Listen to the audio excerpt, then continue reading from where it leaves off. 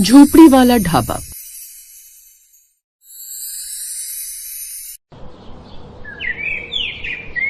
काशीपुर के जंगल से होते हुए एक सड़क गुजरती थी जो कि शहर से जाकर मिलती थी। उन जंगलों के इसी वीरानों के बीचों बीच एक फूस से बनी झोपड़ी खड़ी थी, जहां बाहर एक पुराना बोर्ड लटका था और उस पर लिखा हुआ था झोपड़ी वाला ढाबा। ये ढाबा चलाती थी सोनम, जो कि 40 साल की थी। वो झोपड़ी में अपनी बेटी रितु के साथ रहती थी। उसके साथ थी उसकी 15 साल की बेटी रितु, जो कि दुबली पतली पर हिम्मत वाली लड़की थी। सोनम के पति का पीने के चक्कर में सब कुछ लुट चुका था और 4 साल पहले बीमारी में गुजर गया था। सोनम तब से जैसे तैसे अपनी उस झोपड़ी में ही ढाबा बनाकर चलाती थी। उसका ढाबा छोटा था, चूल्हा मिट्टी का, बर्तन पुराने, पर स्वाद में ऐसा अपनापन कि लोग रुक ही जाते थे। एक रोज सुबह सुबह सोनम आटा गूंथ रही थी और रितु चूल्हा जला रही थी। बाहर का मौसम भी काफी खराब था। बादलों की गड़गड़ाहट लगातार हुए जा रही थी। माँ, आज तो मौसम बाहर बहुत खराब है, लगता है तेज बारिश होने वाली है। हाँ बेटी, लग तो ऐसा ही रहा है। रितु, आज थोड़ी दाल ज्यादा निकाल लेना, कल वाले ट्रक ड्राइवर बोले थे कि वापस आते हुए फिर रुकेंगे। ठीक है माँ।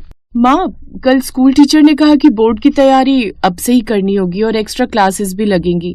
ये सुनकर सोनम के हाथ अचानक रुक गए। उसके चेहरे पर चिंता की रेखा उभरी। हे भगवान, फिर तो अभी से इतनी फीस मांगेंगे, हम कहाँ से लाएंगे? एक तो हमारा ढाबा है ही इस वीरान जंगलों के बीच। कितने कम ग्राहक आते हैं कि पैसे ज्यादा रुकते ही नहीं। माँ भी ना सोचो, मैं पढ़ना चाहती हूँ, पर मजबूरी हुई तो छोड़ भी दूंगी। बस आप परेशान मत होइए।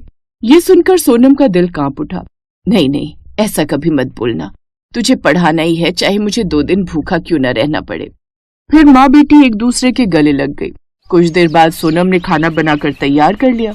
फिर एक रोज उनके पास एक बड़ी चमकदार कार ढाबे के पास आकर रुकी। उस गाड़ी से उतरे 3 लोग, जो कि देखने से ही शहर के अमीर लग रहे थे, जिसमें पति, पत्नी और उनकी एक बेटी थी। वो औरत बोली, ओह गॉड सुमित, ये जगह, क्या वाकई यहाँ खाना खाएंगे? ये झोपड़ी वाला ढाबा। ओफो अंकिता, अब ये वक्त नखरे दिखाने का नहीं है। देख रही हो ना मौसम कितना खराब हो रहा है, कभी भी तेज बारिश पड़ सकती है और भूख बहुत लगी है और आगे कोई जगह भी नहीं है जहां बैठकर हम खाना खा सके। सुना है यहाँ से 3 घंटे बाद जाकर ढाबा है। उनके साथ उनकी 17 साल की बेटी नैना भी थी, जो कि भले ही शहर से थी लेकिन फिर भी वो काफी डाउन टू अर्थ थी। आइए बाबूजी, घर जैसा खाना मिलेगा, दाल चावल रोटी सब ताजा है। क्या क्या सफाई है यहाँ, ये झोपड़ी में खाना कैसे? तभी नैना ने बीच में कहा, मॉम प्लीज, हम जहाँ खड़े हैं वहाँ कोई और जगह नहीं है, और पापा सही कह रहे हैं, हमें तेज भूख लगी है, पेट भरने के लिए इस वक्त यही काफी है। ना चाहते हुए भी अब अंकिता को उस झोपड़ी वाले ढाबे में रुकना पड़ता है। सोनम ने जल्दी से टेबल पर कपड़ा मारा, जिसके बाद रितु ने टेबल पर पानी का जग ला कर रखा। नहीं नहीं नहीं नहीं, ले जाओ इस पानी को, हम बोतल वाला पानी ही पियेंगे। रितु ने हल्की मुस्कान दी और कहने लगी, कोई बात नहीं मैडम जी, आप आराम से बैठिए। फिर नैना ने बीच में ही अपनी माँ को टोकते हुए कहा, मॉम प्लीज, अब आप शांत भी हो जाइए। तभी तेज बारिश होने लगी और ठंड भी पड़ने लगी। ओह गॉड, कितनी ठंड लग रही है। ये पहाड़ों की ठंड है बेटी, जरा सी बारिश हो जाए तो ठंड और बढ़ जाती है, लेकिन तुम चिंता मत करो, मैं अभी आग जला देती हूँ। फिर सोनम ने उनके पास आग जला दी, जिससे उन्हें ठंड से काफी राहत मिल रही थी। वाह, सचमुच कितना अच्छा लग रहा है। हाँ सचमुच बहन जी, अब जो कुछ भी खाने के लिए है ले आइए, अब भूख बर्दाश्त से बाहर है। यहाँ दूर दूर तक कोई ढाबा नहीं मिला। जी साहब, बस अभी लाई। जब सोनम और रितु ने खाना परोसा, उसमें सिंपल दाल, गरम गरम रोटियां, आलू गोभी की सब्जी, साथ ही सलाद, धनिये पुदीने की चटनी और साथ ही अपने हाथों का बनाया हुआ अचार भी परोसा। ठंडी ठंडी हवा के साथ भीगी भीगी बारिश और आग की लपटें और साथ में गर्मा गर्म टेस्टी खाना, वो सब देखते ही उन लोगों का चेहरा बदल गया। नैना ने पहला निवाला लेते ही कहा, मॉम ये तो कमाल का स्वाद है। अंकिता ने चुपचाप खाना खाया। इतना स्वाद इतने सिंपल खाने में कैसे? प्यार से बनाती हूँ मैडम जी, केवल ये ढाबा ही मेरा सहारा है जिससे मैं अपनी बेटी और अपना पेट पालती हूँ। अंकिता पहली बार सोनम को पिघलते दिल से देख रही थी। खाना खत्म होने के बाद नैना रितु से बातें करने लगी। तुम स्कूल जाती हो? हाँ, पर शायद आगे न जा पाऊँ, फीस देना मुश्किल हो रहा है। क्यों? आंटी तो इतनी मेहनत करती है। हाँ, पर ढाबे से उतना नहीं मिलता ना, फिर भी माँ मुझे पढ़ाना चाहती हैं। अंकिता ये बातें चुपचाप सुन रही थी। वो धीरे से बोली, तुम्हारे पापा नहीं हैं? अब सोनम की आवाज भारी हो गई। वो अब नहीं है मैडम जी। शराब ने घर भी तोड़ा, सेहत भी। उसके बाद हम दोनों ही रह गए। ये सुनकर अंकिता की आंखें नम पड़ गई। उसने कभी संघर्ष को इतने करीब से नहीं देखा था। वो ये सब बातें कर ही रहे थे कि तभी अचानक 2 बाइक आकर रुकी, जिसमें से 3 गुंडे उतरकर ढाबे के अंदर घुसे। सोनम, इस महीने का 2000 निकाल। भैया इस बार थोड़ा सा समय दे दो, अभी ढाबा चला नहीं। बहाने मत बना, पैसा दे वरना ढाबा उखाड़ देंगे। ये क्या बदतमीजी है? अरे मैडम, बीच में मत बोलो, ये इलाका हमारा है। मैं भी पुलिस को बुलाता हूँ। फोन नीचे रख वरना हड्डियां तोड़ देंगे। तभी नैना अचानक आगे आई और जोर से बोली, अगर हाथ लगाए ना आंटी को तो तुम्हारा वीडियो पूरे इंटरनेट पर डाल दूंगी। ये देखो, मैंने रिकॉर्डिंग चालू कर दी है, तुम सब लाइव हो। अगर हम में से किसी को भी कुछ हुआ ना तो तुम लोग बचोगे नहीं। तुम्हारे चेहरे पूरे देश के सामने आ गए हैं। एंड तुम्हारी जानकारी के लिए तुम्हें बता दूं कि मेरे दादाजी पुलिस कमिश्नर है। ये सुनकर गुंडे हक्के बक्के रह गए। अब सुमित और अंकिता भी रिकॉर्डिंग करने लगे। ये देख गुंडे भाग खड़े हुए। सोनम बैठ गई और रोने लगी। मैं अपनी बेटी को पढ़ाना चाहती हूँ मैडम, बस यही एक सपना है मेरा, पर किस्मत हर बार हमें दबा देती है, हर बार। माँ, मेरे लिए तुमसे बढ़कर कुछ नहीं है माँ, तुम मेरे लिए परेशान मत हो। सोनम जी, अब कोई गुंडा आपको छुएगा भी नहीं। मैं अभी पुलिस में शिकायत डालता हूँ। सुमित ने पुलिस में उन गुंडों के खिलाफ शिकायत दर्ज करवा दी और उनकी फोटो भी शेयर कर दी। ठीक है बेटा, उनके खिलाफ शिकायत दर्ज हो गई है। खैर, तुम आज जहाँ हो वहीं रुको। काशीपुर से आने वाली रोड आगे खराब मौसम के चलते बंद कर दी गई है। बेकार ही रास्ते में फंसे रहोगे। ठीक है पिताजी। ऐसा कहकर सुमित फोन रख देता है। क्या हुआ सुमित? आज हम यहीं रुक जाते हैं। पापा कह रहे हैं कि आगे रास्ता बंद कर रखा है, इसीलिए हमें आज यहीं रहना होगा। क्या?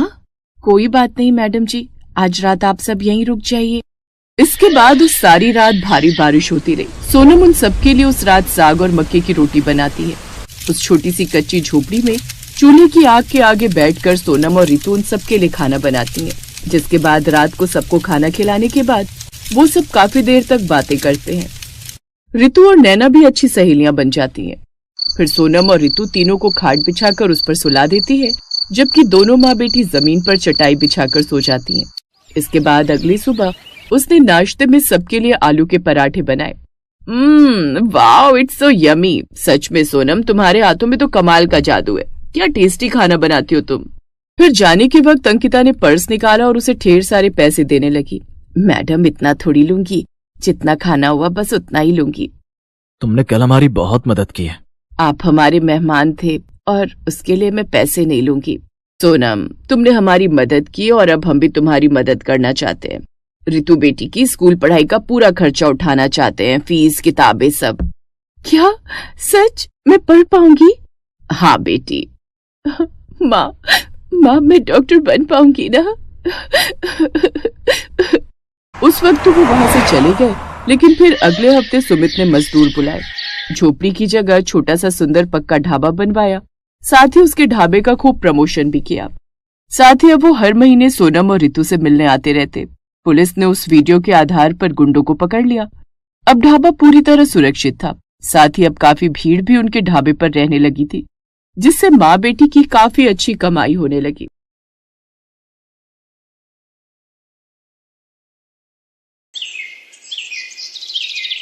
भरतपुर नाम के गांव में मनीष अपनी पत्नी रेखा और 2 बच्चों बंटू और चिंकी के साथ रहता था। मनीष अपना एक छोटा सा ढाबा चलाता था। मनीष बड़ा ही लजीज खाना बनाकर बेचता था, जिससे उसका ढाबा ठीक ठाक चलता था। वाह यार मनीष, क्या लाजवाब खाना है। तुझे पता है, इतना स्वादिष्ट पालक पनीर मेरी माँ भी बनाया करती थी यार। सच में मनीष भाई, मजा आ रहा है। उसके ढाबे पर उसके गांव के और आसपास के गांव के लोग खाना खाने आते रहते थे। लेकिन अब जुलाई का महीना शुरू हो चुका था। उसका ढाबा कच्चा बना हुआ था, जिस कारण बरसात के समय में वहाँ पानी टपकना शुरू हो जाता था और इसलिए बरसात में उसका धंधा मंदा पड़ जाता था। उसके ढाबे पर कम ग्राहक आने लगते हैं। बाहर बारिश जोरों पर थी। हे भगवान, पिछले 2 हफ्ते से बहुत ही कम ग्राहक आए हैं ढाबे पर। अगर ऐसे ही चलता रहा तो कैसे काम चलेगा। कहीं ऐसा ना हो कि फिर मुझे अपना ढाबा बंद करना पड़े।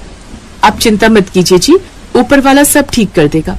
बारिश में लोगों को आने में थोड़ी दिक्कत तो होती ही है, ऊपर से ढाबे में पानी भी टपकता है, शायद इसलिए। अच्छा चलिए, आज मैं भी आपके साथ चलती हूँ ढाबे पर।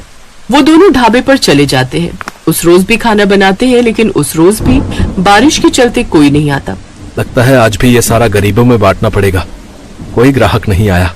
उस रोज भी वो सारा खाना गरीबों में बांट आते हैं। ऐसे ही दिन बीतते हैं। एक रोज आधी रात के समय गांव में तेज तूफान आता है और जोरों से बिजली कड़कती है और वो बिजली उसके ढाबे पर आकर गिरती है, जिससे उसका ढाबा जल जाता है। ये क्या हो गया रेखा? अब मैं क्या करूंगा? मेरी तो रोजी रोटी ही छिन गई। मेरी भी कुछ समझ में नहीं आ रहा जी, लेकिन आप ज्यादा टेंशन मत लीजिए, नहीं तो आपका बीपी बढ़ जाएगा। दिन पर दिन बारिश बढ़ती जा रही थी और मनीष उसी बारिश में काम ढूंढने निकलता है, लेकिन उसे कहीं भी काम नहीं मिलता। उल्टा सारा दिन बारिश में भीगने के कारण उसे सर्दी लग जाती है। अब जैसे तैसे वो अपने दिन काट रहे थे। फिर एक रोज रेखा का मुंह बोला भाई माधव उनके घर आता है।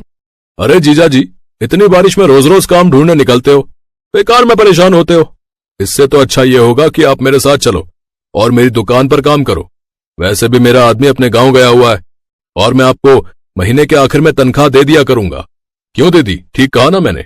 हाँ, माधव बिल्कुल ठीक कह रहे जी। वैसे भी अपने पास और कोई काम तो है नहीं, अब तब तक यही काम कर लो आप।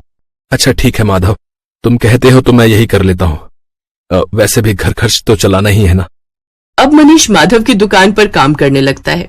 वो बिना 1 मिनट भी आराम किए सारा दिन मेहनत करता, अनाज की बोरियों को ट्रकों से उतारता और दुकान के अंदर का सारा काम संभालता। लेकिन जैसे ही महीना पूरा होने को आता है, तभी तनख्वाह देने के नाम पर वो टाल मटोली करने लगता है। तनख्वाह? कैसी तनख्वाह जीजा जी? ये तुम कैसी बातें कर रहे हो माधव? तुम्ही ने तो उस रोज रेखा के सामने कहा था कि महीने के आखिर में तुम मुझे तनख्वाह दोगे। नहीं नहीं, ऐसा कुछ नहीं है। आपको काम की जरूरत थी, मैं जानता हूँ, लेकिन मैं आपको यहाँ पर काम करने नहीं, मदद करने के लिए बुलाता था। और मदद करने के लिए भी कोई पैसे लेता है क्या? ये तुमने मेरे साथ ठीक नहीं किया माधव, मैं तुम्हें देख लूंगा। अरे जाओ जाओ, बड़े आए मुझे सबक सिखाने वाले। मनीष दुखी मन से घर आ जाता है। आ गए आप? आज तो महीने का आखिर है, आज तो आपको तनख्वाह भी मिल गई होगी। तो पापा फिर तो आप कल ही मेरे स्कूल की फीस भर दीजिए। आपको पता है मेरी टीचर मुझे रोज रोज फीस के लिए टोकती है। ये सुनते ही मनीष की आंखों में आंसू आ जाते हैं। मेरा नसीब न जाने कैसा है रेखा, जो मेरे साथ कुछ भी अच्छा नहीं हो रहा। आप रो क्यों रहे हैं? ठीक से बताइए ना क्या बात है। फिर मनीष उसे सारी बात बताता है। हे राम, वो इतना बड़ा मक्कार निकलेगा मैंने कभी नहीं सोचा था। छी, उसे तो भाई कहते हुए भी शर्म आ रही है मुझे। फिर कुछ दिनों तक जैसे तैसे वो दूसरी जगह नौकरी की तलाश में जाता है।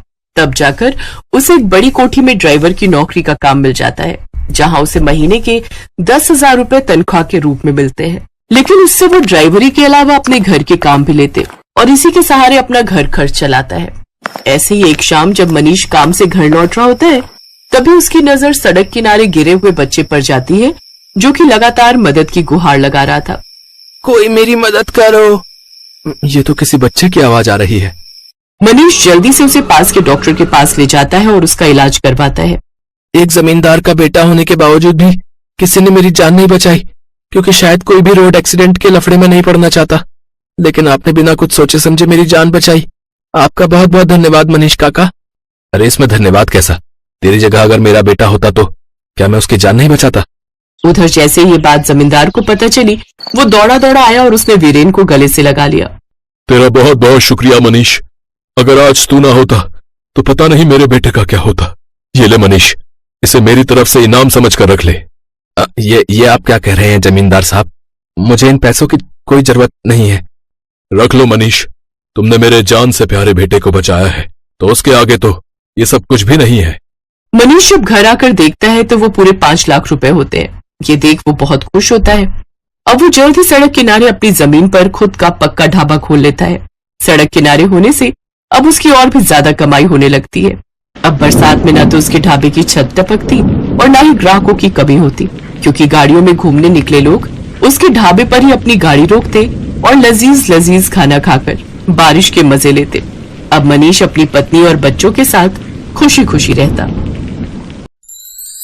Thanks for watching.